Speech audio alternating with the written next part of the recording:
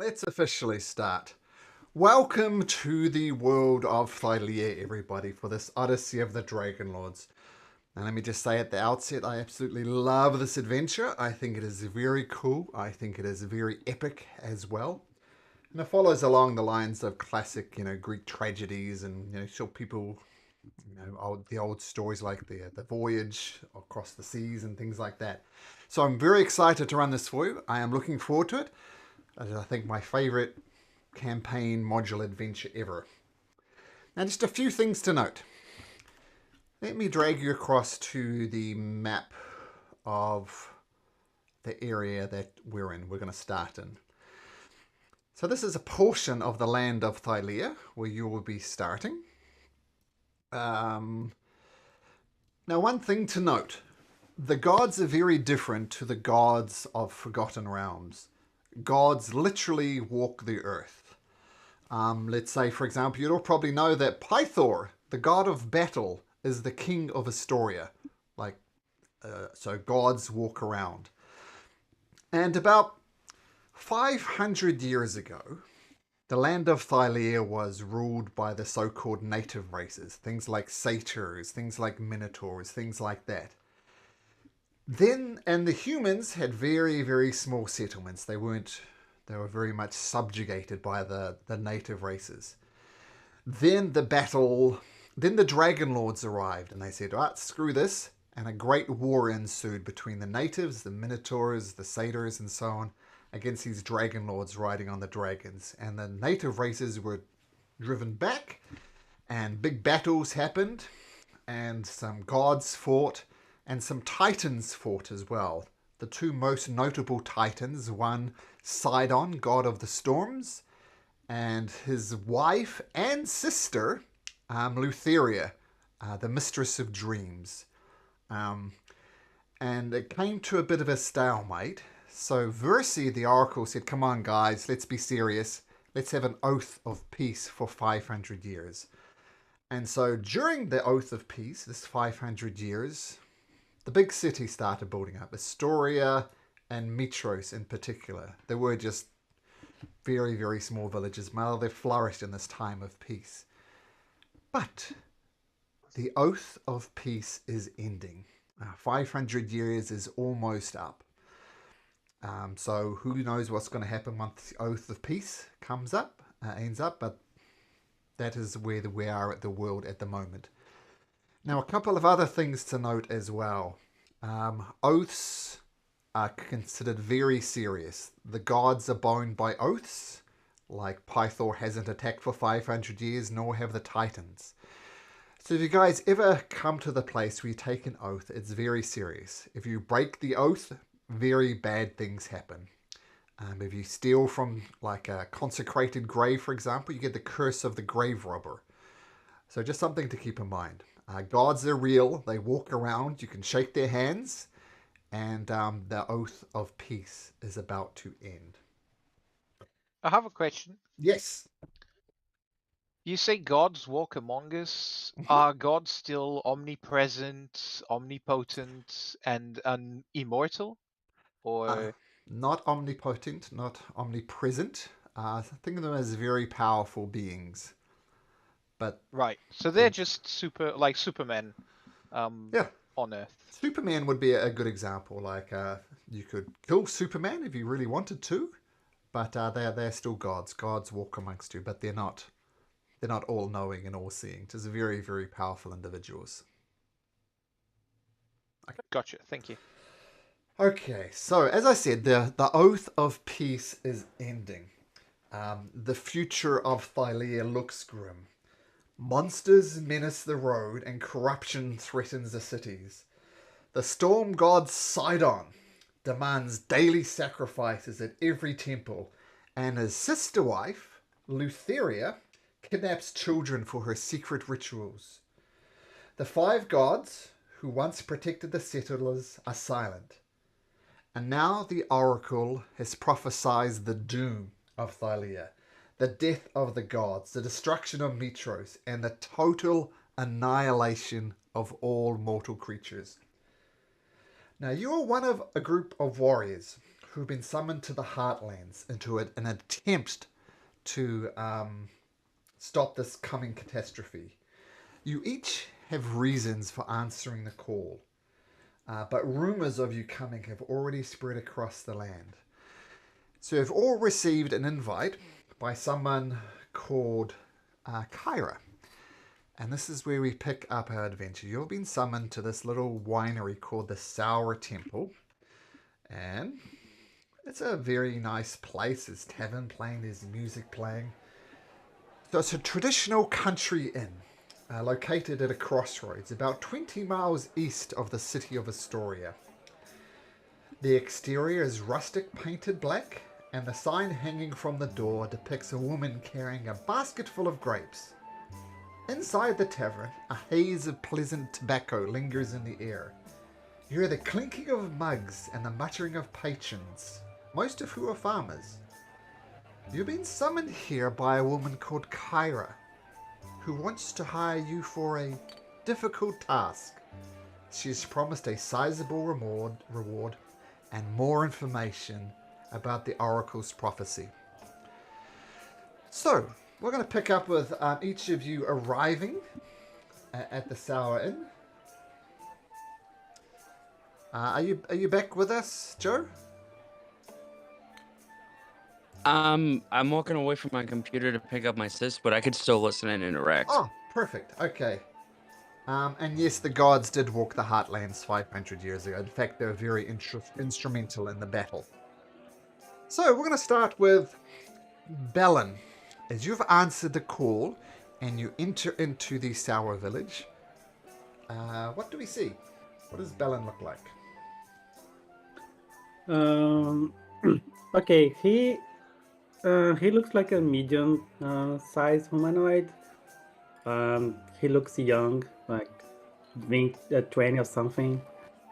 Yeah, he's wearing like a piece of leather chest armor, and under hopefully like it's kind of jacket or a mantle, something like that over his armor. You can see some daggers on his belt, and you probably guess that there are more hidden somewhere. He has this spiky kind of anime white hair. Yep. He has like this pale skin, and if the light is correct, you can see some scales gleaming in the light on his skin. Also, he has like a very deep, like purple eye, like with you can see that's some it's unnatural. It's not something like regular, and it's kind of how can I say? It throws you off kind of when he looks at you, and yeah, that's it. He's like calm and stoic expression. He just walks in, finds a empty seat, and sits there waiting. Well, before you find an empty seat, you see this lady in the corner. She looks like this. And she says, Bellin! Bellin, right? Come over here, grab a seat, sit down. Yeah. Okay. Right, He and so walks you in. go grab a seat with Kyra. And next, Galvront. What does Galvront look like, Joe? Galvrant would be wearing a cloak of lavender and burgundy with a nice pointy wizard hat, similar to that of Gandalf the Grey. He would walk into this humble little abode with a very, not perplexed, but satisfied look on his face, or satisfied look on his face, as if seeing the wonders of a natural tavern for the first time in millennia. Okay, In nice. his hand is a small lit pipe with some of his own homegrown tobacco in it. Nice. Nice. Okay. And once again, you see Kyra. Hey! Galvront, right? Come sit down, we've got to talk. Have a seat, Galvront. Sure thing, my little friend. Sure I'm thing. not so little. I'm 5'6". No, didn't mean no disrespect. My apologies. No problem. He'll hang hat Have on. a seat. He'll hang his hat on the coat rack and go to have a seat. Cool. Simon, what is Is it Bronte or Brontes? Brontes. Okay, what does Brontes look like? He is quite clearly a satyr or satyr. He is wearing kind of 3/4 length breeches, so you can still see his goat feet sticking out the bottom. His tail's out the back of the breeches. But I think the most striking thing you'll notice about him is that the whole of his upper half of his body's shaved perfectly. He has these curved horns, which have been painted a very strange purpley, pinky kind of color, maybe flaking a little bit, but it's obviously there to attract attention. He's in kind of a leather type coat or jacket, and there's studs and there's the odd chain in there, and it doesn't look like that's part of the armor. It just looks like he thinks it looks cool. And the other thing you'll notice about him, really, I think, is the fact that he's wearing these glasses, and you can't see his eyes, but you know that they're flicking around and keeping an eye on everything that's going on, and he's just got an air of excitement about him as he walks along. As you enter the bar, Brontes, a person dressed in fine silken robes and his hair coiffed just so. It looks as if he's losing his hair, but he's gone to great lengths to style it in such a way that it looks nigh on perfect. But a closer inspection, you can tell that all of his hair isn't quite here. And he comes up to you and says, "Hello. What is that instrument that you are holding?" You've never seen a lute? Did you know how to play that thing? Absolutely. What sort of thing would you like to hear? Where did you learn to play? I assume you studied in the conservatories of Mitros. Yeah, I think I went through there. Yeah. But, it's like anything. You pick it up, it's easy. Do you play yourself? No, I play the harpsichord.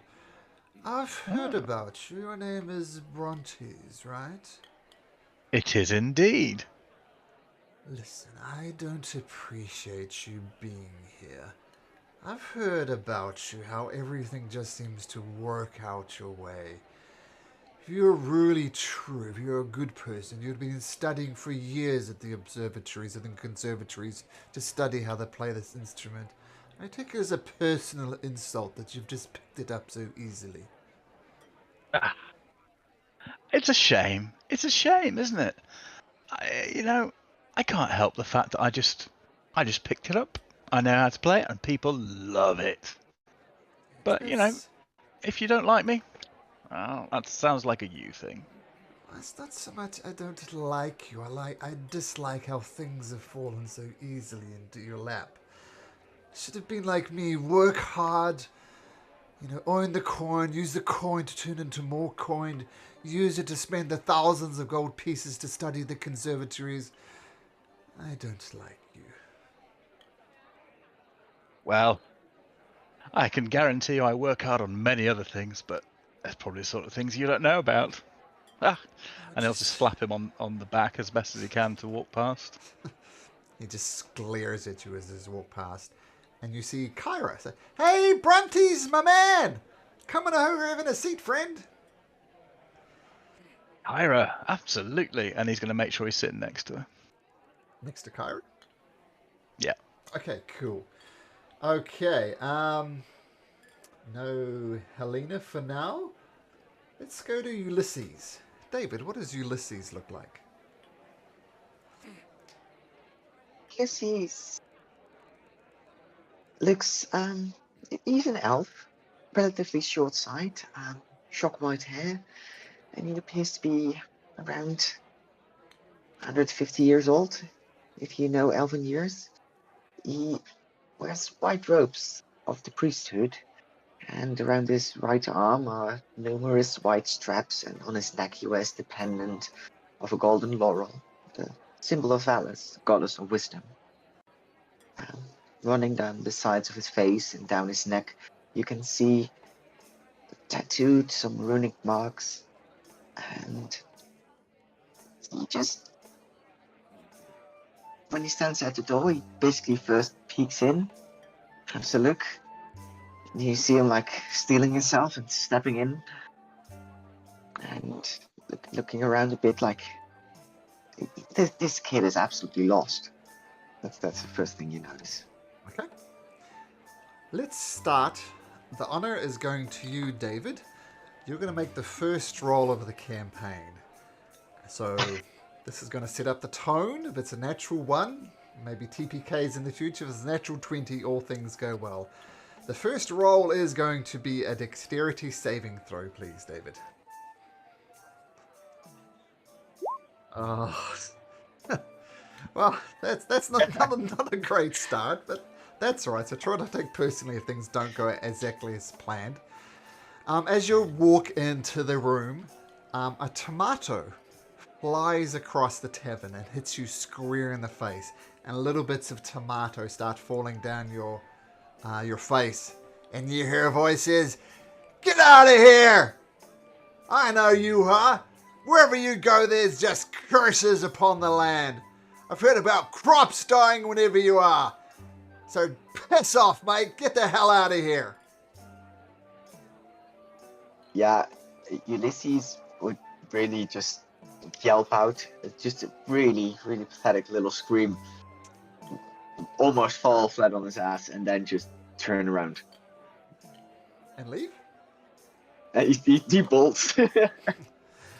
Okay. Kyra comes rushing out after you. "Oh, sorry about that." And she gets a handkerchief and kind of tries to wipe the tomato off your face. Look, Ulysses, I called you here, right? I'm sorry. People are ignorant. Please come back with me into the That shouldn't be here. He stains like tomato stains in a white robe. This will not wash well. I tell you what, stay there. She casts a all the tomato stains leave not only your face, but now your robe is as pristine and white as it was prior to walking into there. Look, that's much better. Come on, I have important news. Look, I'll give everybody a telling off and tell them to leave you alone. Is that okay?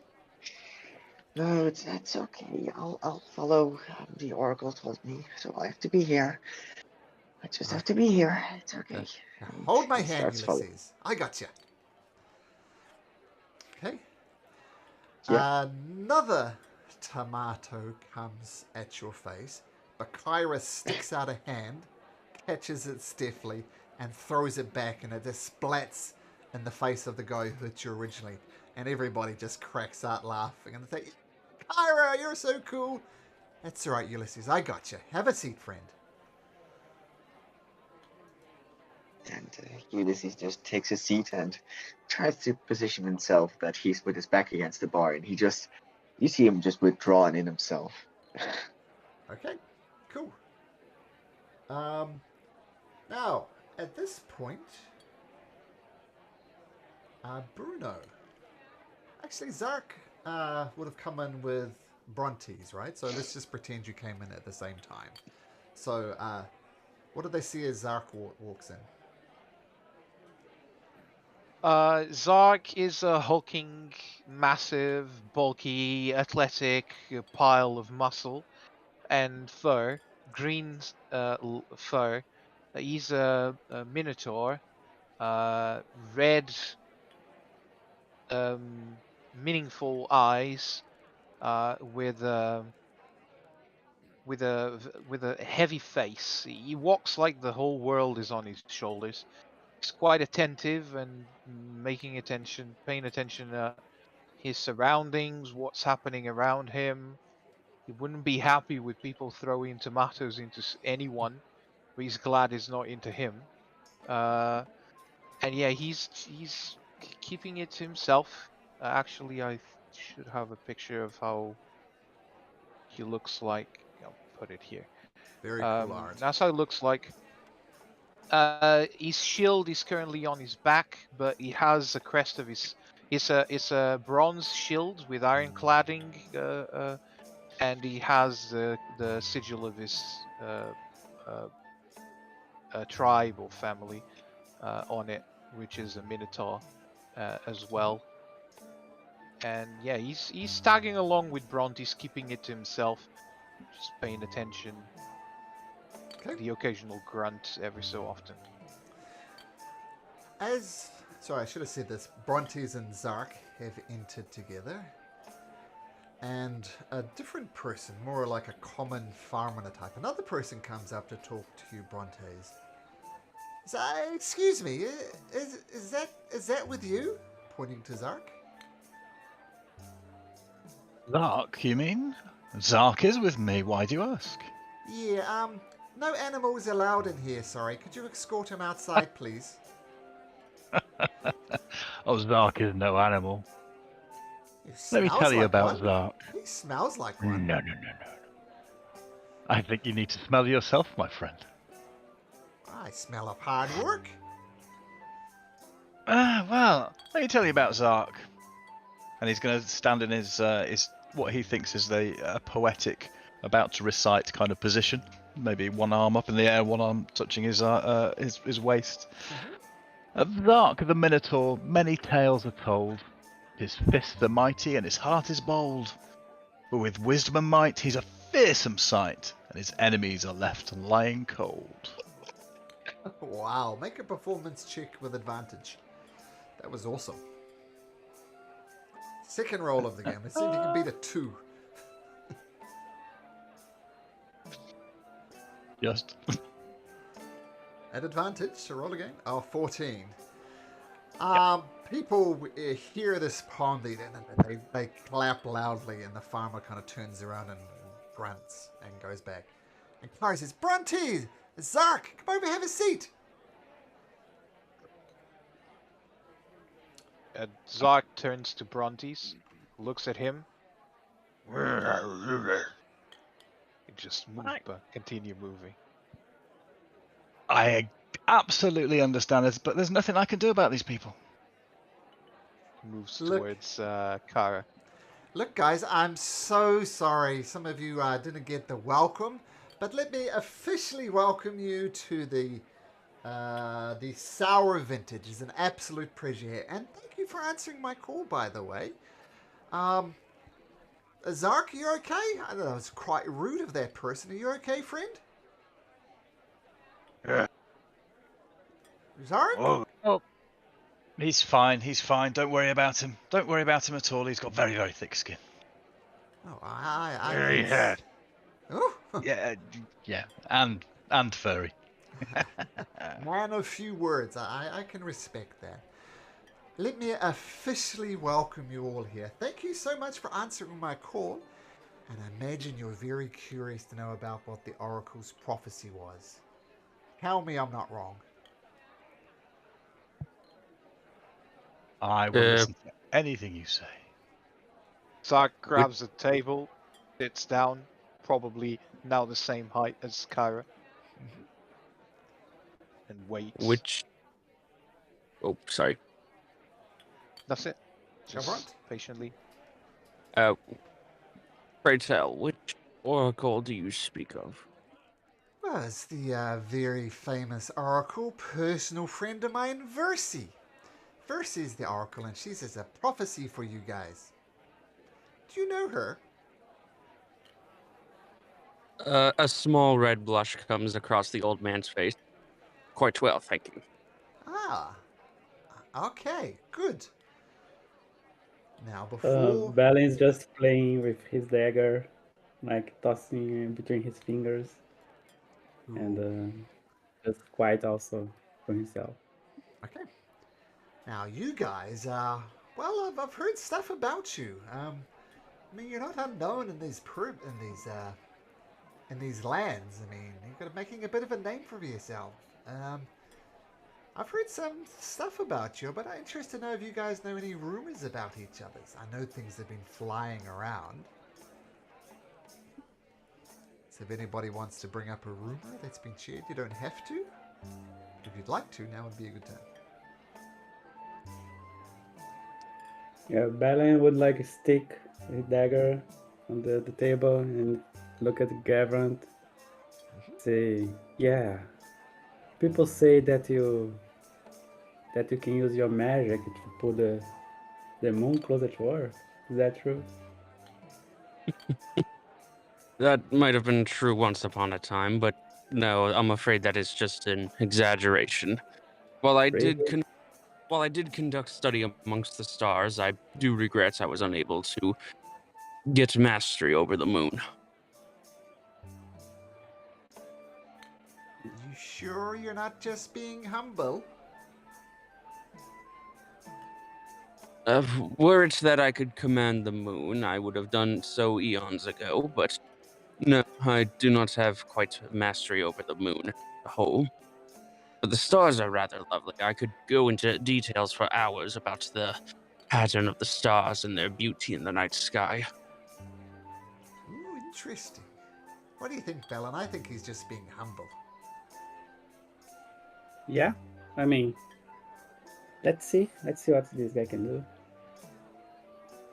Alright, what about you, Brontes? Have you heard any rumors about any of these fine folk? Oh, well, I can tell you a rumor about my teacher, my colleague Zark. Did you hear that he once fought against a demigod and won purely down to his sheer strength? And look at him, you could believe that, can't you? Well, that's amazing. I tell you what, Zark, 1 grunt for yes, 2 grunts for no. Is that true?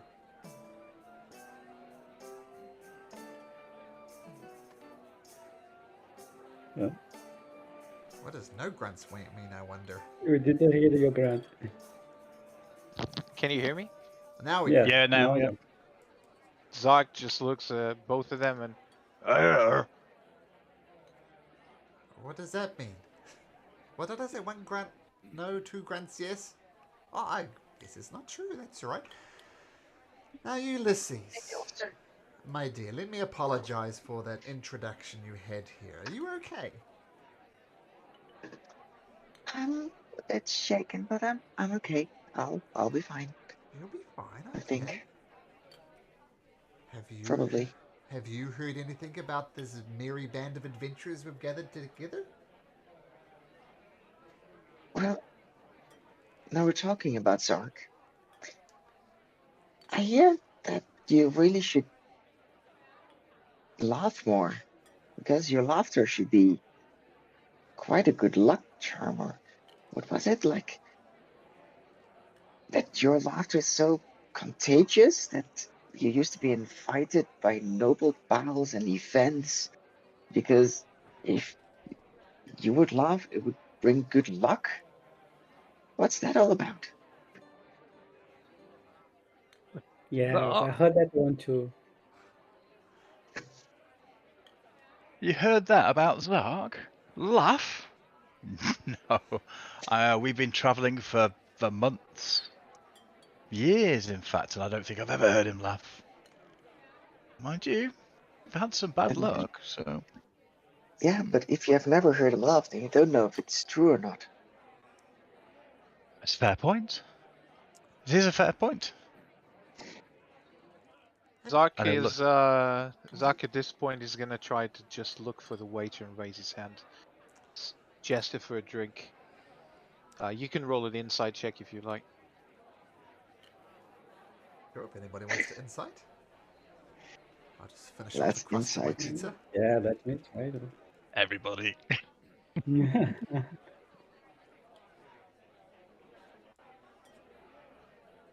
Inside.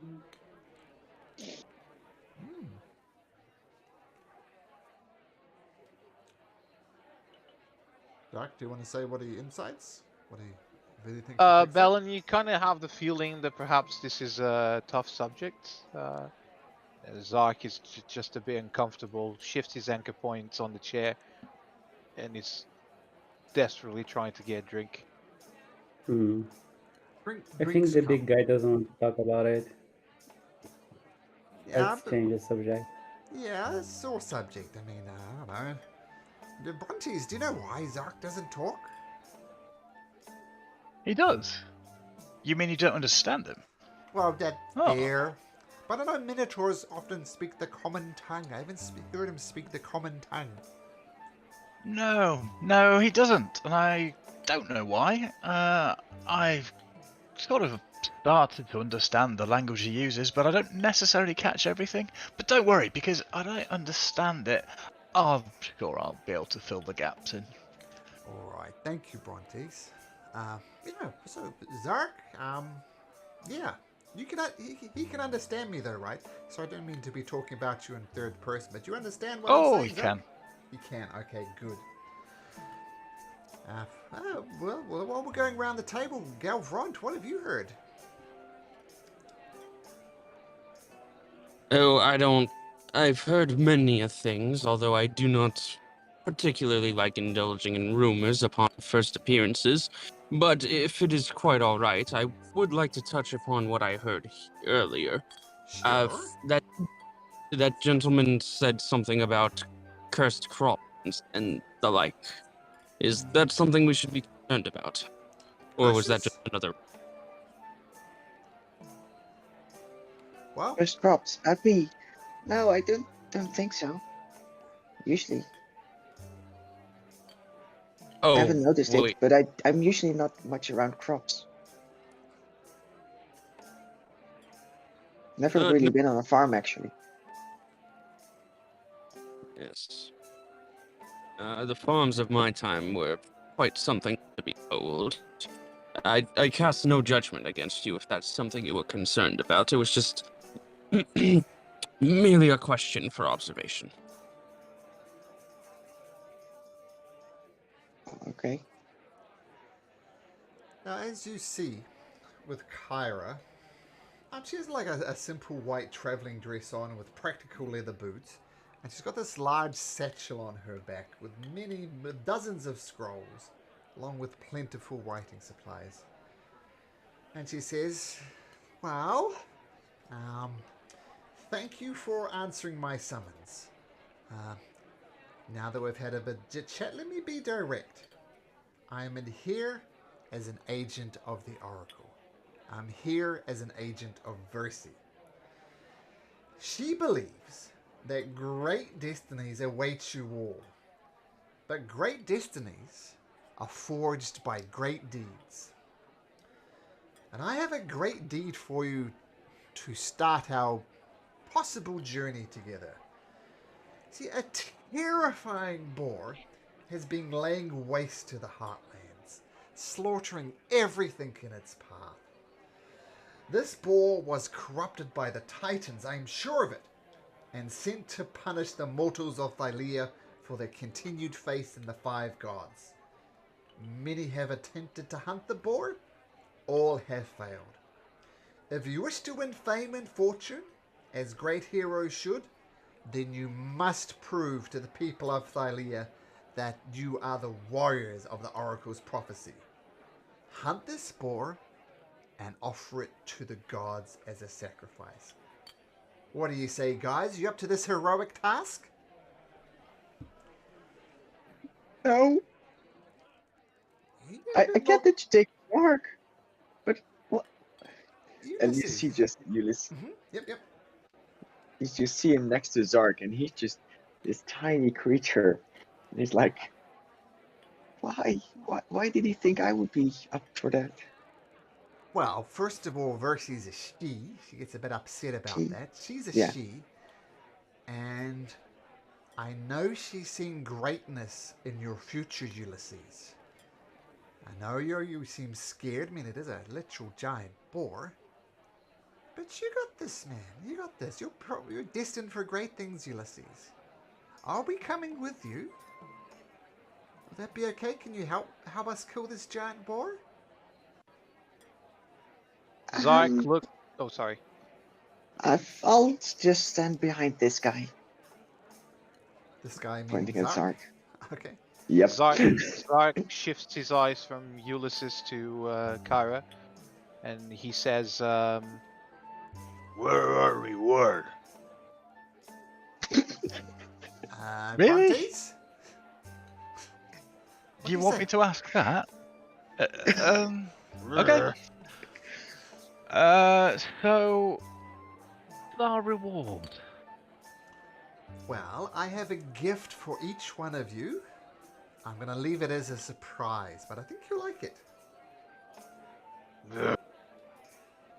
Okay. All right. Balin continue fidgeting with his dagger, and he say, "I usually work alone, so and I'm not sure, like working in this group, especially with that big guy. But if that's the will of the Oracle, then that's fine." Yeah, I mean, the Oracle was very specific about all 6 of you. Belen, Galvrond, Helena, and the rest of you. She's seen things. So thanks for coming along anyway, Belen. You usually do work alone. I appreciate that. Finally, Mr. Wise Galvrond, what do you say? There need be no payment for my work. You have my magic, so long as our interests are aligned, which I imagine they will be, given the current state of this once beautiful land. Yeah, well, the Boar is doing its best to make it not beautiful. So, yeah, thank you, Galvrond. All right. Well, I'm going to go and gather up some scouts who will hopefully help us track this. And let's meet together first thing in the morning at the break of dawn, and then we'll get going. So unless anybody has any questions for me, I'm going to leave you to your own devices, just for the evening.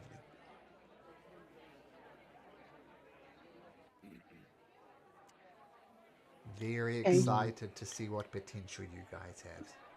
So Ulysses, going to speak up. What were you saying? No, just said okay. All right. Okay, and Kyra goes to apparently get some scouts together. Can you all please me make insight checks? Everybody make me an insight check.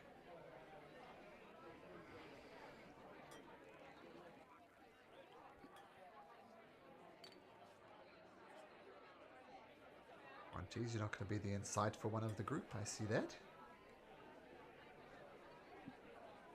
And Ulysses, was that an advantage for a reason? Yeah, I always have advantage on insight. Okay. So, we'll say Ulysses, since he's so insightful. There's a couple of people around the Sour Vintage Inn. You notice, as everybody was deep in conversation with Car, you notice an injured party come in. They look like hunters, and they've all got some type of injuries. Like one's nursing a broken arm, one is quite bloodied, and he's strapped up his legs. They look very, very injured, and they've just wandered in. Looks like hunters of some sort.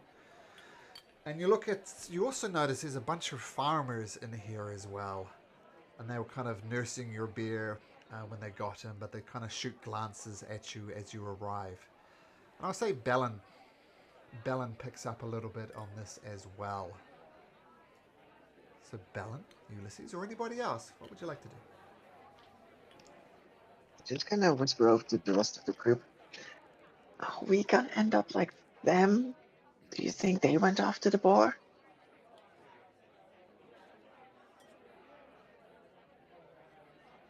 I mean, we can ask. I am home. And I think Balin gets up and go and ask, "Hey guys, what happened to you?" Does anybody go with Belen, like Ulysses, for example? Yeah, Ulysses would go. And is any of them by far the worst hurt? Or like, The most hurt one is the guy with a broken arm that's been hastily slung together, and he walked in with a distinct limp as well. They're all in bad shape, but he's in the worst shape. They look like they'll live, but it's going to take a while to get over their wounds. I'm gonna head up to that guy. Um, can I perhaps help you? I've got some skills in healing. You look, doesn't look too good. I wouldn't say no, friend. Ulysses would just try to set it as straight as Bell is going possible. to say to you, wait. First, tell us what happened to you. No, shut up. Look, Ulysses just ignores you and just start healing him. how are you And healing it? it's With gonna be magic both. or medicine check? Both. Okay. Like partially just straightening it out, the broken bones, and then casting a cure wounds to hopefully set it.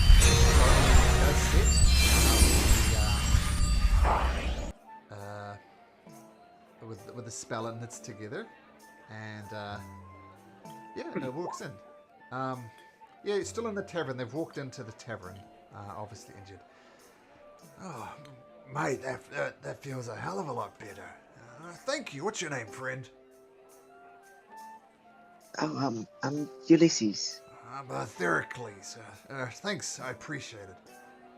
What about your impatient friend? What's his name? Belen gives a big sigh. It's gonna be hard to work with these guys, and he's still feeding to the dagger, and then he just walks away. Okay. Not the most friendly of guys, but it's okay. I can respect that.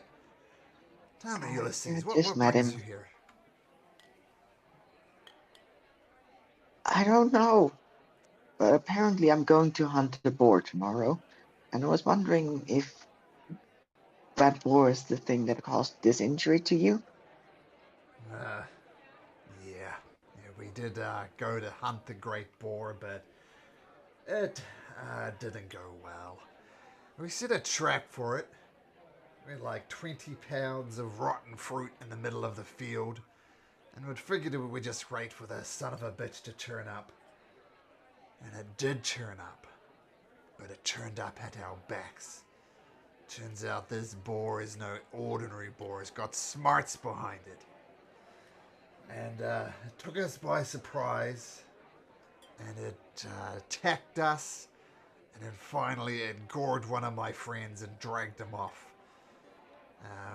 We tried to track it, but we were injured, we were hurt, and I'm sad that, the sounds that my friend was making was horrible, and something I'll never forget. I'm sure they're gone now. We tried to track it, but in the state we were, there was no chance. So, we just came here, raise a glass to our friend, and Ulysses, let me tell you something. Don't hunt the great boar. It is a fool's errand. I suggest you go back to wherever you gave up and just forget about the idea of hunting the boar. It's too powerful. Just hear Zark snore loudly as soon as he finished saying that. By the way, just turns around and goes to the group. We really shouldn't do this, guys.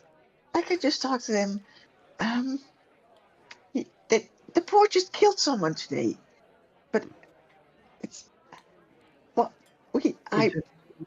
it's. We just need not to be stupid like them. They are ambushed by the creature. We I need to be put out an smarter. ambush. Yeah, they are Apparently, attacked by he's behind. this smart. I bet you. You see Ulysses just go into a small panic attack. Cool. Well, I bet they didn't have the grunt Galvrant with them, the guy who can put them on. So if that beast appear again, I think Galvin just throw the moon at him.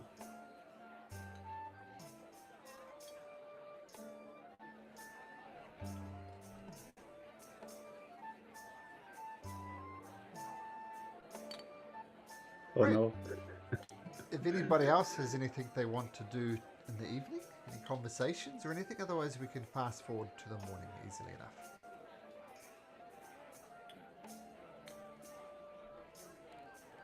Okay. I'm happy to fast forward. Okay, so you all have drinks and meals. Kara did say she'd shout you the meals. Sorry, So, yep, sorry, Malcolm. that's right. We are in wine.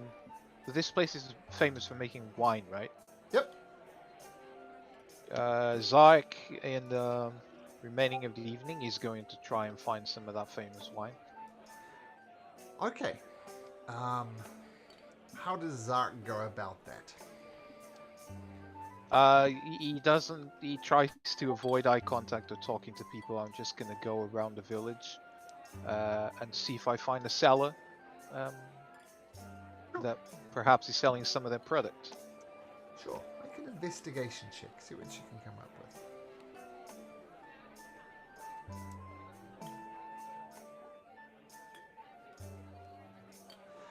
Yes, you do find a local winery, just not very far outside of the sour vintage itself.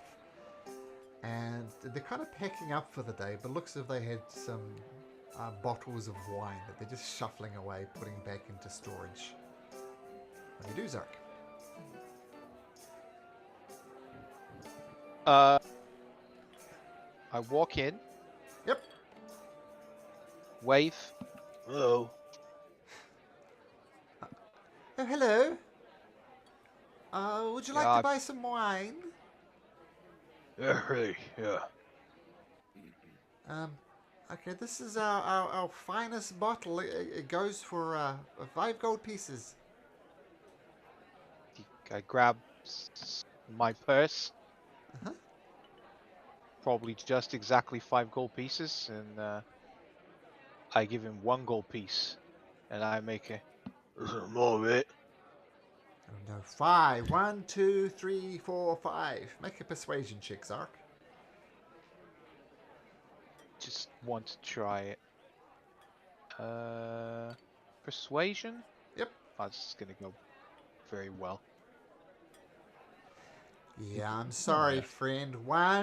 It's almost talking down to you. Look, 1, 2, Yeah, put the 3, rest. Put 4, the 5. rest of the coins there.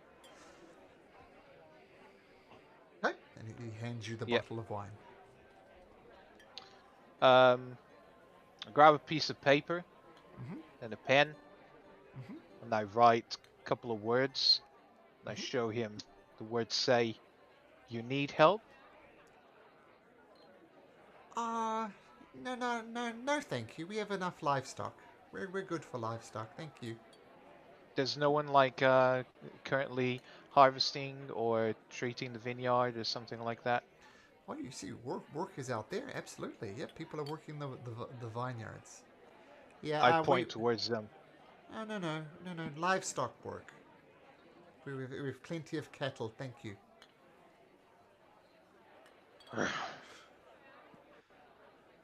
Yeah, I see where he comes from. I understand. I just quietly grab a chair, glass of wine. I'm gonna look beyond the fields and enjoy my wine. Okay. Make me a perception check, Zark. Does this rely on smell of any kind? No, it won't be a smell one. Perception? Yes. Someone comes in. Looks like the owner and this person know each other. He buys exactly the same bottle of wine as you bought, and he pays a gold piece for it. I understand. I'm used to this kind of treatment. Zark has accepted that he can't find the system, so might as well just embrace the shit. All right. Well, Um, as I think I mentioned to you in some private messages between us. People don't like minotaurs as a rule. And you've already experienced a bit of that, being treated as cattle. Um, He's just glad that it's just him and no one else that he's gonna work with seeing this. Brontes Okay. probably knows about it, but And probably there's a little bit of memories as well. You've heard the stories as well, how minotaurs were once proud and plenty and would rule the land. But then the Dragon Lords come, and the power of the minotaurs is severely depleted. So it might be remnants of the war. People fought, the commoners fought minotaurs. So there's that whole resentment thing in the background as well. And you've been treated poorly already in the hour or so we've been playing. So yeah. I'll have to say that whilst sitting and enjoying the wine, he does portray very noble. He's not drinking his wine like it's a beat of ale. He's just enjoying it like a lord in his vineyard. So you know how to drink wine, in other words. Yeah. If it's all right with Zark, Galvrant would like to take a seat next to him. So he'll approach. Pardon me, my Minotaur friend. I wish to sit with you a moment. Yeah, I mean, whilst coming here, obviously you would go alone, but you're welcome to sit. If he sees you, he will beckon you to grab a glass and help yourself. I'm sorry, did I just interrupt something that you had going? Because if so, I'll just wait till you're done. No.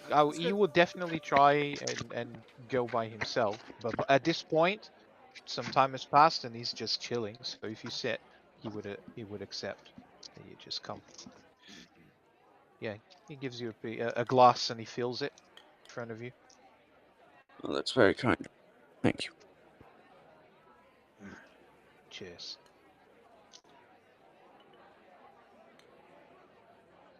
Couldn't help but notice that the was it a gentleman and a lady walking by that just kind of disdained him? It was the owner of the establishment, a male human. Zark just sighs. Touchy Like, subject. I completely understand. I just wish for you to know that I hold no such disdain. Back in my time, I've fought with and against many Minotaurs, all of them equally brave and noble to the last.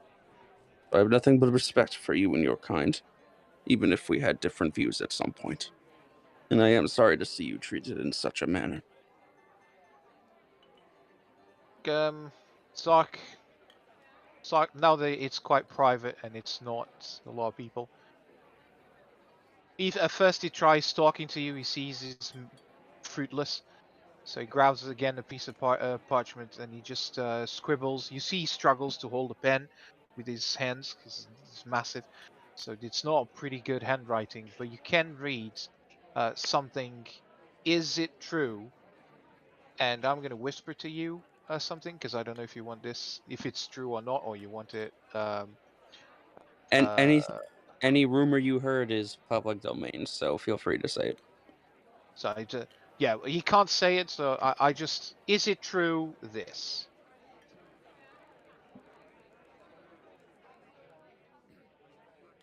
Did you get that? Is it on roll Roll 20? Oh, 20. Yeah.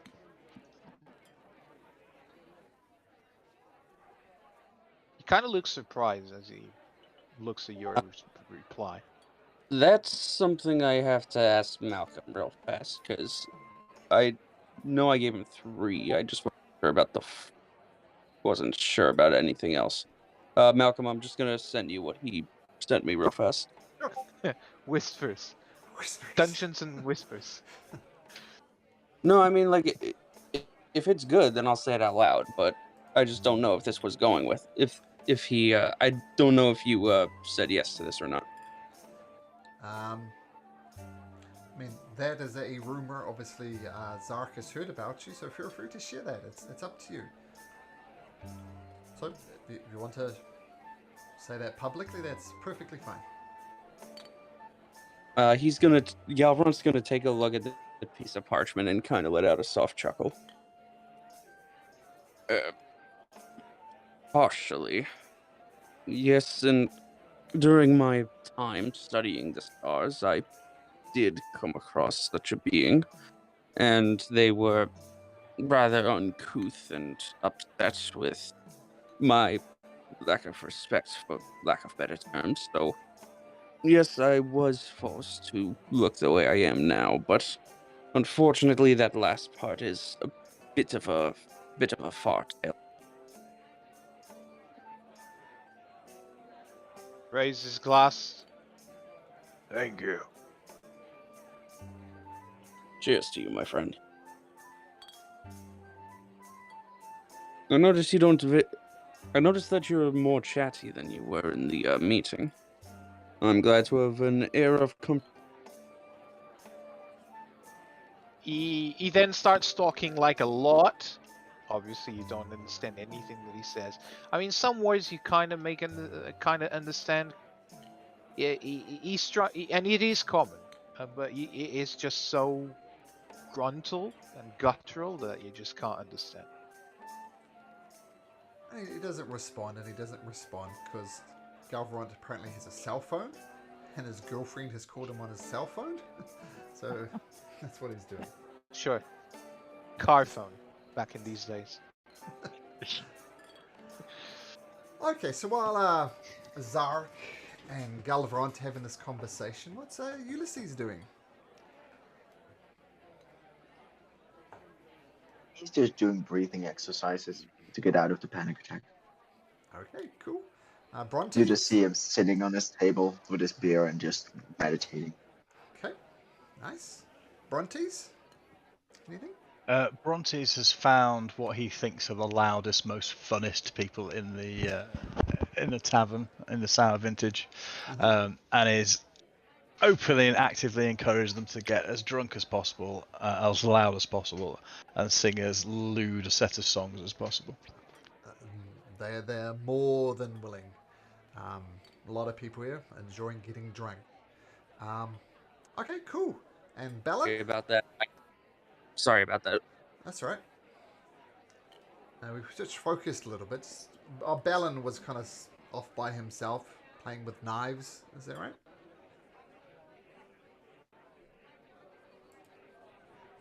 I don't know if he's here. His camera's turned off. Yeah, I muted Marcus. Oh, he said he's on a phone call. Yeah, sorry, I see that in Discord now. So, Galvrant, anything else you want to talk about with Zark? Yeah, but if you were doing something with someone else, then I won't interrupt. No, we can switch focus back to you guys. It's fine. Okay. Sorry, I was saying whilst you were on the phone that Zark is very chatty, but unfortunately he's incomprehensible as well. So you can understand why most of the times he just resorts to silent. And throughout all of this, his tone sounds friendly, but his ensemble is very heavy. And you can understand like the way he was just treated. The world just doesn't like him. Yeah, seems to be a common thing no matter which age you're in, unfortunately. But, oh, I shan't take up too much more of your time. I just wish for you to know that going forward, that type of disrespect will not be tolerated by the likes of myself. So if anyone tries anything again, you be sure to let me know. I'll have a good word with them.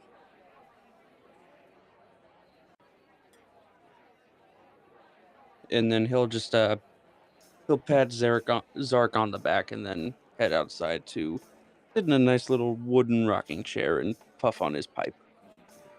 Nice. So we say Zark drinks his wine, breaking stereotypes about minotaurs and the way he holds his glass and so on. Bellin, keeping to himself mostly. Ulysses looking like he's having a bit of a panic attack. Bronte's getting absolutely slammed. and Galvront puffing on his pipe. Eventually, you make all your ways to your quarters inside the Sour Vintage and get a good night's sleep. Or maybe not so much Brontes, but maybe the rest of you. And morning comes. Ulysses, Zark, Bellin, Galvront, you all gathered down in the early hours of the Sour Vintage. Galvront, Brontes, you hear a knock on your door. Brontes! It's time to get up. Come on, we got things to do. Wake up! No. Yeah, I'm coming. I'm coming. Hurry up, everybody's waiting. It'll take him a few minutes to sort of untangle from all the limbs around him from various of the revelers last night. He'll pretend to tip the hat that he's not wearing to them and make his way to the door. All right. Well, I understand. Yeah, it's okay. I've got drunk a few times myself. Anyway, let's go down. And as you all gather around the table again, Clara says, "All right, guys. As I said, if you're going to be famous, you've got to do great deeds. And this boar is just tearing up the countryside. Our farms have been destroyed. Even farmhouses have been destroyed from this boar. We need to hunt this thing. Now, I've brought a couple of friends of mine along. Say hi, guys."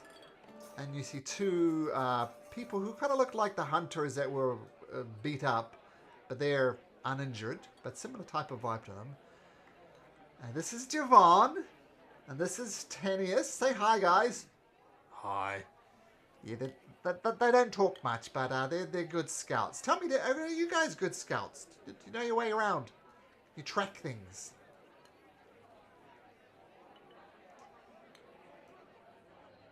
Not in the way you're thinking. No. Well, lucky we bought Javon and... so what was your name again? Tenius. Alright! So let's go tracking some boars. Okay. So you leave the Sour Vintage and make your way north through forests and farmlands. And as you make your way northward into the heartlands, you pass many ravaged farms and settlements, all seemingly attacked by the boar.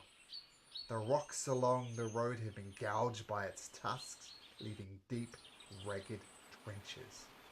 And carrying crows flocks in the fields, picking at the bodies of failed hunters and unfortunate settlers. How long ago have they been ravaged? Less than 24 hours. Right, could I, if that's the case, could I grab the scent of the boar? Yeah, of course. I mean, first time for the campaign. You can certainly try. Make a perception check at advantage.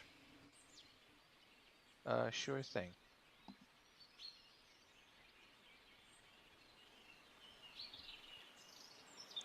22.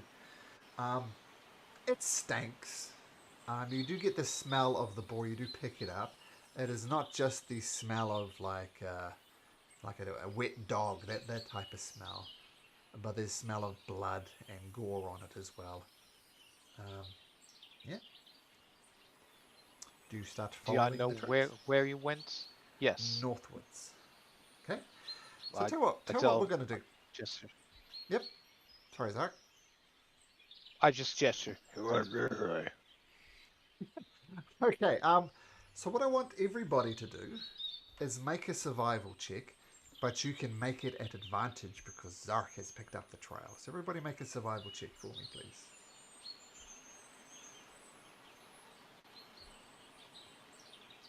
This is at advantage, remember? Bronte 7, well, obviously distracted. Ballon, one more at advantage, 20, nice. And Ulysses, 21. I can get a cheer for that, very successful rolls. So, you follow it. It takes about half a day to resolve where the trail is. So eventually you stumble upon a cave, and you're sort of above it, and from this height you can see mountains, miles of mountains, hills to the west, and a thick blanket of fog hangs over the lower land, and you hear a gentle chorus of birds, uh, and in a way it's not that hard to follow it, because you just follow a trail of wanton destruction, splint tree trunks and splatters of blood, and the trail eventually ends at the shadowy mouth of a cave, and ear-splitting grunts and squeals echoes from inside. What do you guys do? You seem to have tracked down the ball quite easily, I must say.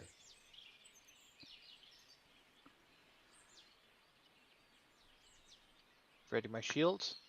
Okay.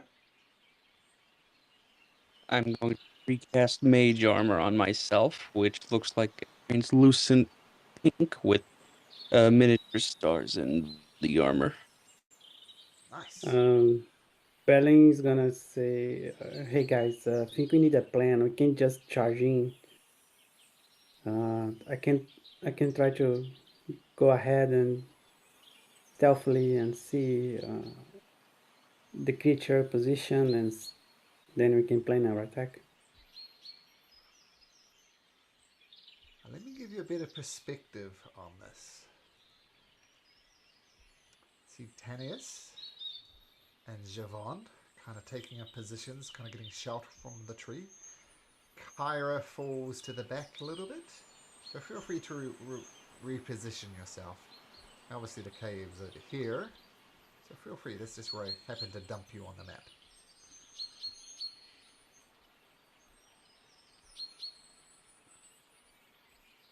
I might be able to suggest something. This, that cavern there, this is the creature's lair, presumably. That's where the trail of gore leads to. If perhaps we were able to lure it out and keep it from its lair, we would take away its home field advantage, so to speak. Yeah, that's also a good plan. Do you guys happen to have any food on you, like meat? Dark's got a much better idea than food or meat.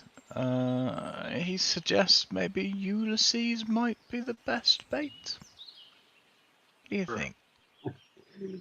If you look behind you, you see Ulysses just like definitely hiding behind Zark. Like you can see him poking his face out, maybe, but that's about it.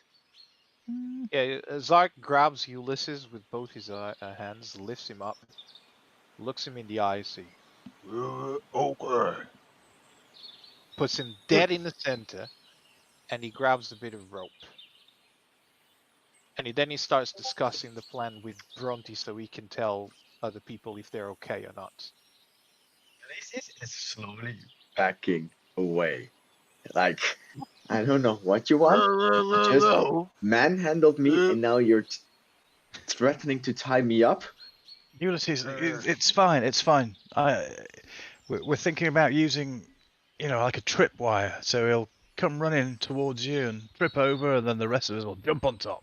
It'll be fine. And then you're out of the way. Don't worry.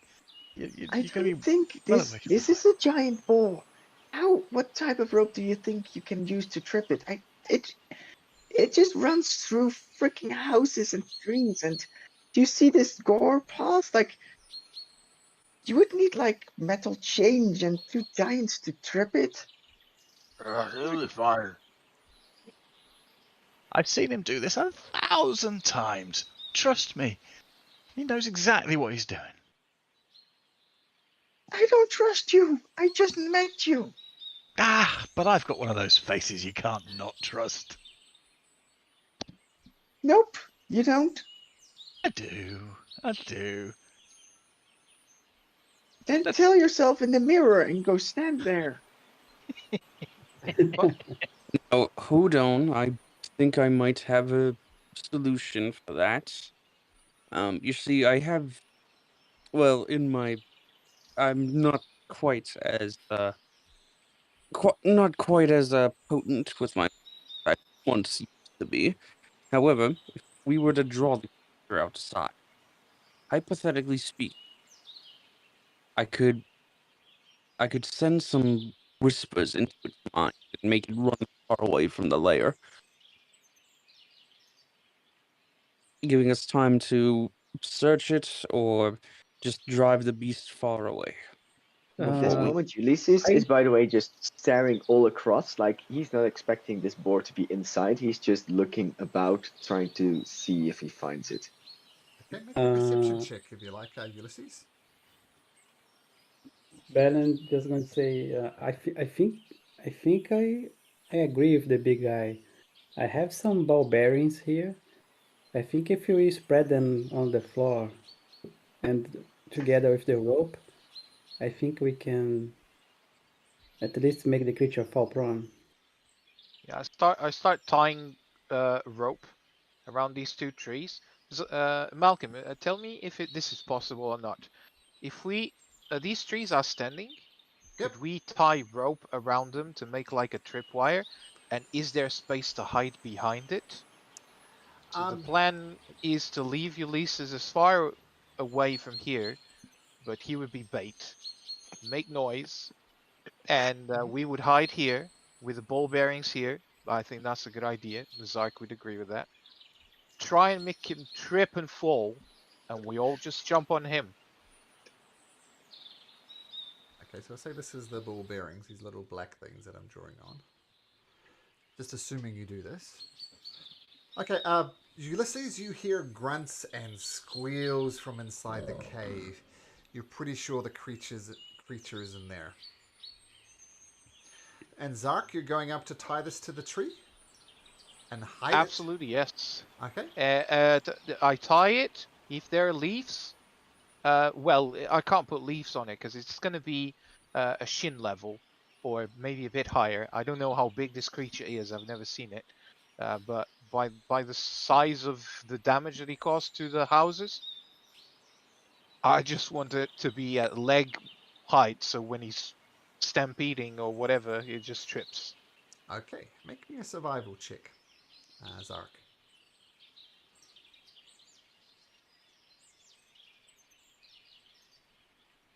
Okay, thank you.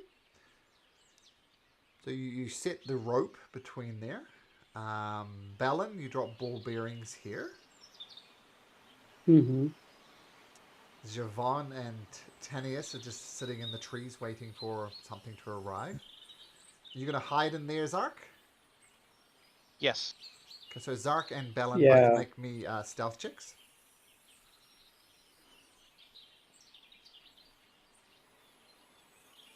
Okay, 13 and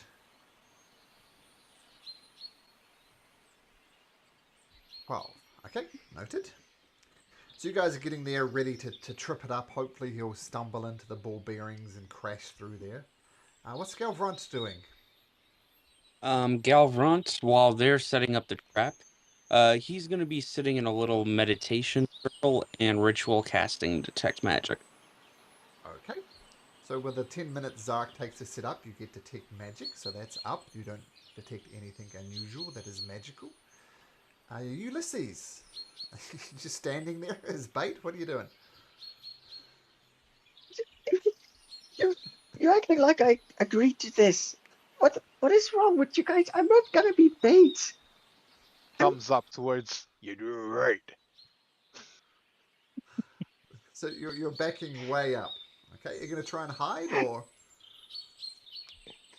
No, he's full on panic modus. So he's perfect bait because he's squealing and doing stupid stuff, but he's like full on panic. Oh, I love Ulysses. That's awesome. Brontes, what are you doing in preparation?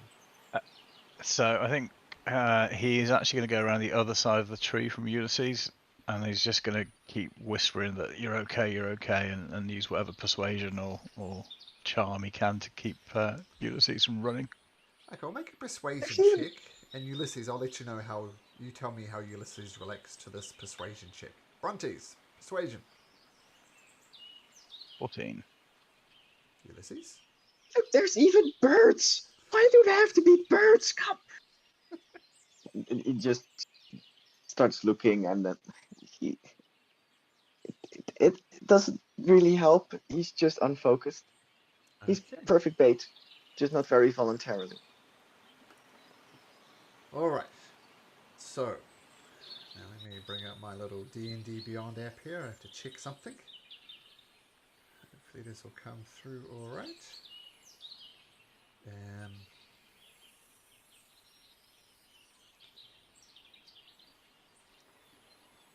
So,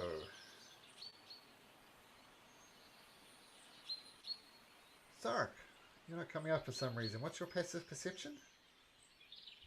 13, if I'm not mistaken. 13.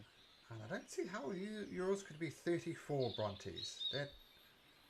Yeah, I have no idea. I can't fathom it. I'm trying to work it out in the background, but that's what's coming up on D&D Beyond. Okay, well, I'm going to say... Wait. Where did Brontes go? I don't see him on the map. I've just tried to drag him behind Ulysses, and I think I've just dropped him off the edge of the map. I'm just going well for me today. I'll tell you what, I'll drag you another Brontes on. Thank you. There we go. So we'll put him just over here. Do it like that. Yeah, cheers. Okay, so I don't know. One suspects your passive perception is going to be high. So you... Okay, we'll do it this way. So, as you're wondering what to do, you set up these traps. You hear a squeal from inside there, and the boar bursts out of his cage and starts charging towards you. Can we all please, for the first time in this campaign, roll for initiative? All right. we are away. Is it too late to put my token in a better spot? No, feel free to move it. Regarding the passive perception of 34, what I think is happening, the magic item is like copying everything of all the ancient dragons. So it copies like the passive perception of your dragon. So also I saw on the character sheet like you've got immunity to all damage. And Okay, that might be it. As if by magic, when I unclick that, I've got a passive perception of 11. Thank you. Okay, so you are not passively perceiving. The 16 is a cutoff. So let's get everybody into initiative order, and I'll explain what the hell's going on. Let's get some battle music. Battle? There's no battle. There's no need for a battle. Okay. Do I have a boar on there? Oh, there we go, 10. Okay, so the boar just comes, lets out some squeals as it approaches. Ulysses, what's your passive perception? It's 16. 16 is enough. So you see the boar approaching. What do you do?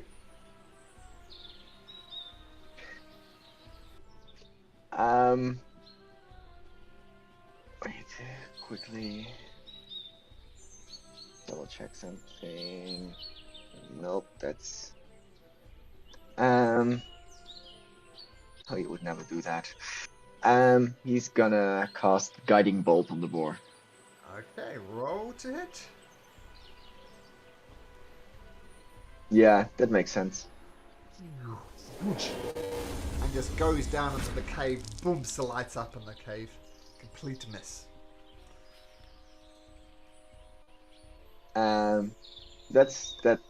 He walks as far from the map as possible. Okay, full on panic mode. Okay, shooting Full off. panic mode. Maybe doing it almost blindfolded or blinded, not really looking at it. And the bolt just whoosh goes away. Zark. Am I able to determine the trajectory of this boar? Make an as insight he's check. Or animal handling, your choice. I'll do insight if that's possible. Sure. Dunno. Roll the 3. So I don't know who's he's falling into. Alright. Is there a lot of blood, or is just the map that you chose? No, there's that much blood. And blood is red, right? Yes. Because I shouldn't see red for a long period of time. Okay. So I think during my first round, I am just closing my eyes, Alright. and holding my spear, and when I hear the boar tumble, I'm gonna throw my spear at him. Okay. Alright, so prepared action of the boar stumbles on the bull bearings or the tripwire, then you'll throw your spear. Okay. Pyra says, alright guys, this is it. Let me just say I'm very excited. By the way, I'm going to record every one of your deeds for prosperity. I'm going to tell the story of how you guys defeated the Great Boar. But first of all, I'm going to sing you a song. And she starts singing you a song. And it's quite pleasant and jaunty. So this is my song of perseverance. You guys are really going to like this. If you go down to 0 hit points, you have a chance of coming back at 1 hit points. Thanks to Kyra's song. So if you go to 0 hit points, you might pop back up again. But we'll get to that. That's what Kyra's doing.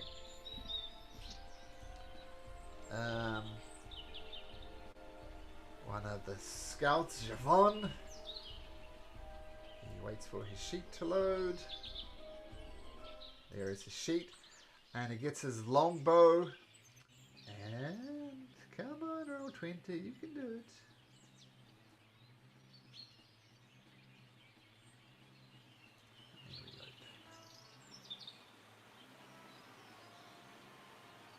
There we go. Okay, so gets his longbow, takes careful aim at the boar, and it just swings over his head and just bounces off a tree and goes limp before the tree. Galvorant. Okie dokie. So did the trap go off? I'm sorry. You're not sure. He hasn't reached it yet. Oh, okay.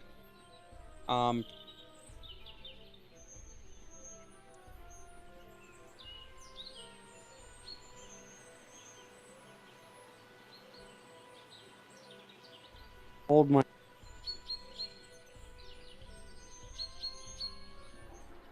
The board does get. So you cut out a bit there, Galvorant. What did you say? I said, if and when the board does activate the trap, I'm holding my action to prepare a ray of frost.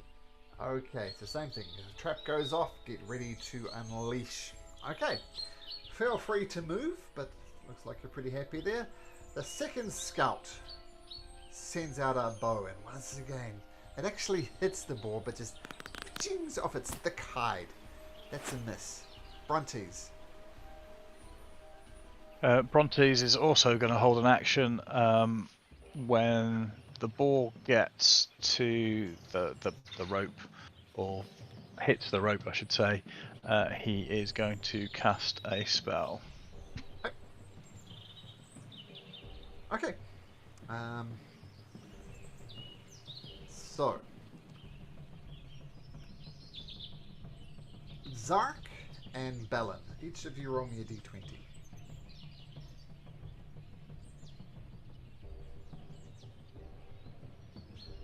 Zark, the great boar turns in your direction. Has a passive perception of 14, so both of your stealth checks failed. It sees you hiding in the trees.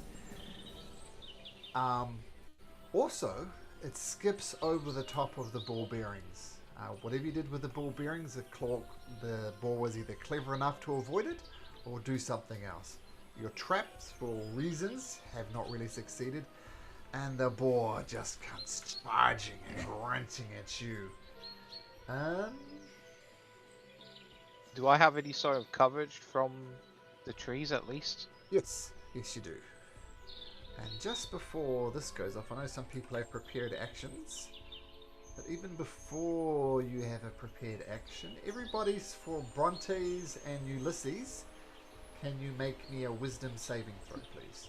Everybody except Brontes and Ulysses.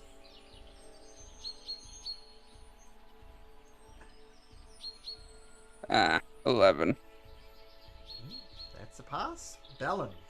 12, 11, 10. That's a pass. Okay, so whatever happens, it doesn't work. So it's come through it and burst through there. Zark, does this trigger your action? Because it didn't actually trip the tripwire. No, he didn't. I said if he trips, so I guess he doesn't. No. Galvront, does yours go off? No, since it didn't activate the trap. Brontes? Yeah, same here. Same here. Okay. So the confident. boar just comes crashing through, ignoring the traps, ignoring the ropes, and going great for Zark. And it just lowers its head down and hits you with a tusk. Full on in the chest. I assume a 20 hits. Do I have any cover? Because my AC is 18. Well, there's +2 for the cover I was going to give you, so... Right, so that just meets it. Okay. So the boar comes and charges. Don't think that matters, but make me a strength saving throw, Zark.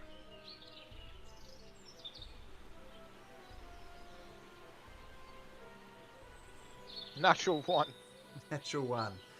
Okay, so this is what you guys see. The boar comes up, sees Zark hiding there, not quite enough for Zark.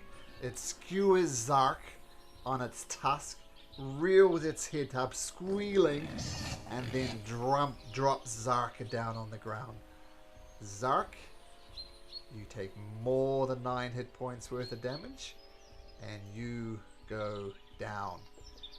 Now, you took 12 points of damage, Zark. Thanks to Kyra's Song of Perseverance, you have a chance to get up. Because you took 12 points of damage, you need to make me a Constitution saving throw, DC 17. I can do that. Oh, or not. So you hear Kyra singing, but it's too much, and you fall to the ground. And the boar raises his head up. Bellin!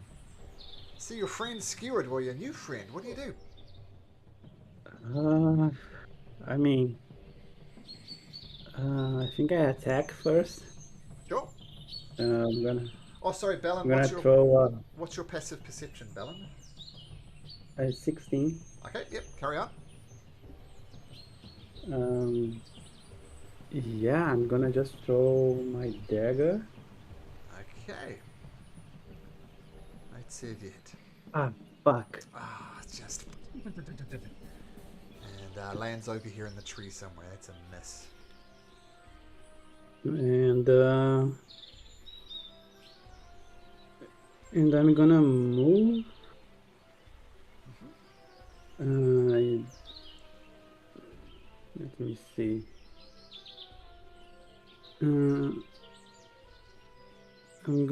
I was here, right? So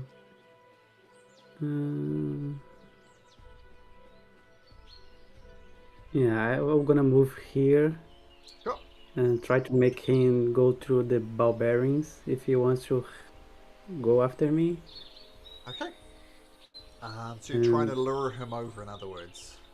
Yes. Okay, make me an intimidation check. We'll do it that way.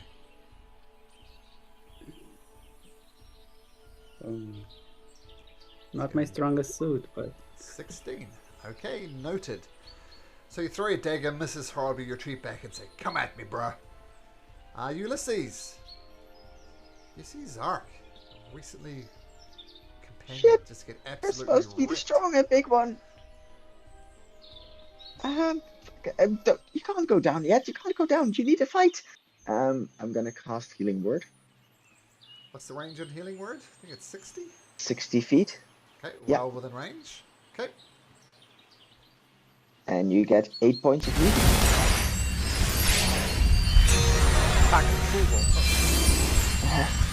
And On the then ground, but not dying, of course. bonus action. That was of your bonus action. action. Yep. Yeah. So my action is going to be go for Toll the Dead. Make a Wisdom saving throw, DC 14.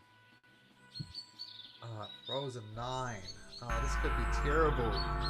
Legendary resistance is going to choose to pass instead. That's Okay. right.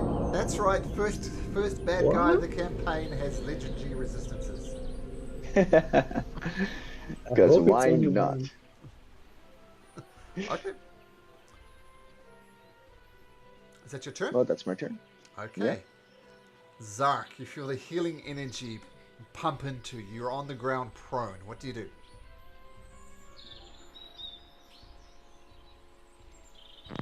First, I shake my head. Get back up. Yep. I start huffing and puffing. Uh-huh. And how does grappling rules work with creatures that are bigger than myself? I think it's just one size bigger. This is a Or large shoving? creature. Am I Yep. able to try and shove him onto the ground? Wrestle with him? You can certainly try. This will be a opposed athletics checks. I'll tell you what he rolls. He rolls a 24. Athletics. Uh-huh. I need a natural 20 to meet. Would that be a success if I meet it? Nope. Then Roll I it can't anyway. succeed. Let's roll it anyway, because it's fun. Yeah, I usually roll for ability checks. If it's even, nothing changes. So you Right. really need a 21. So I try and wrestle with him, tire him down, shove him to the ground. Okay. It's just too big. I Just can't get a too grip. big. Yep. Okay. Okay, so Zark, you fail to wrestle him. The boar lets out a in defiance. Do I need to do another wisdom saving throw?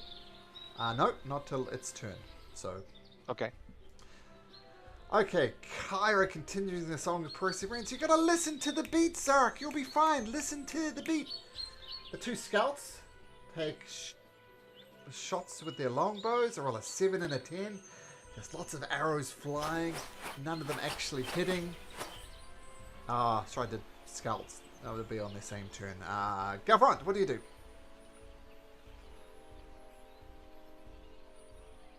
Okay.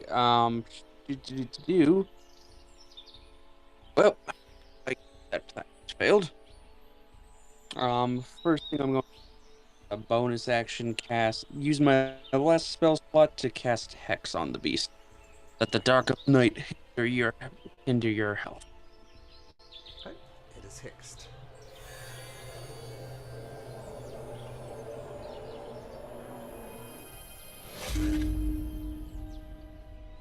Is that a bonus action to cast Hex, or is that an action? That was a bonus action. Okay, so what's your action? First I'm going to move 15 feet behind the tree just to get some more cover. Mm-hmm. And then I just got to measure this out. Oh, perfect. Well, it seems to have shaken off the one effect that my companions tried to put on it. So I'm going to try and waste its resistance if it has any left. I'm going to cast Toll of the Dead. So I needed to make a Wisdom save of DC 14. Wisdom save, DC 14. So you go off, it rolls a 5. It is going to use its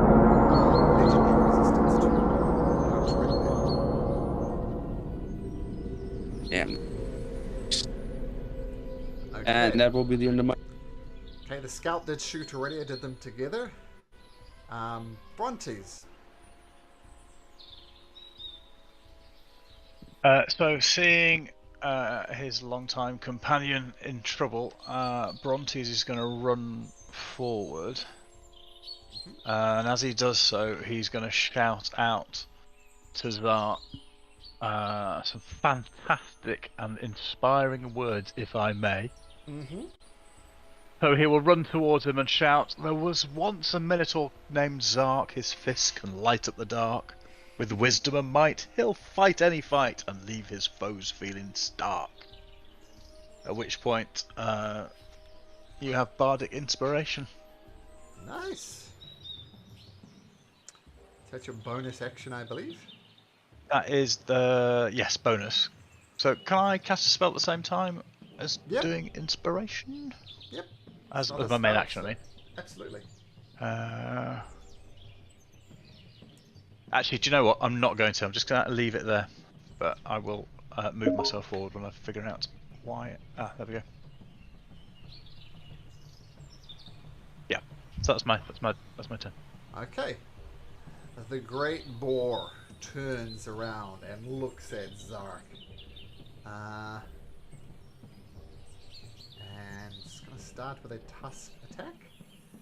Oh. You get back up, Zark. You're feeling really good about yourself. The great boar squeals, skewers you once again for 14 points of damage, roars in success, and then takes off down here. Actually, no. It's going to head over towards Ballon. Do I get to save again to see if I stand up? Oh, you do. And not fall? So DC 19. Con saving throw DC 19.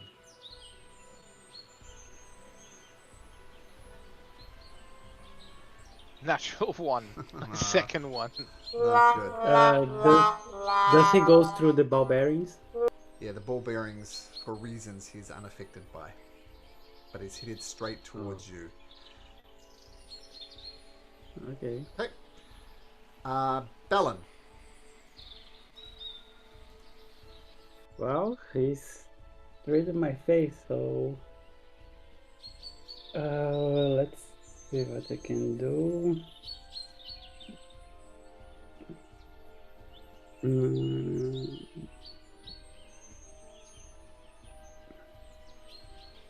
Yeah, I'm gonna attack with my dagger.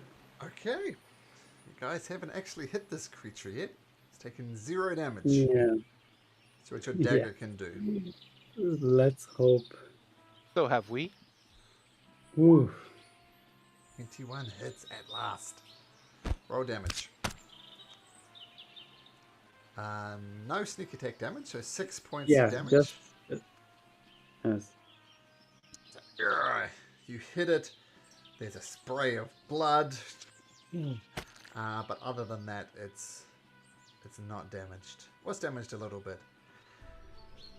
Okay, and my wife actually needs help with something, so we're just going to stop it at the top of this round, if that's alright. She needs my help with something, so we'll just end it there, guys. But look at it this way, next week you're going to have Helena with you. Okay? Yep. Fun 2 seconds.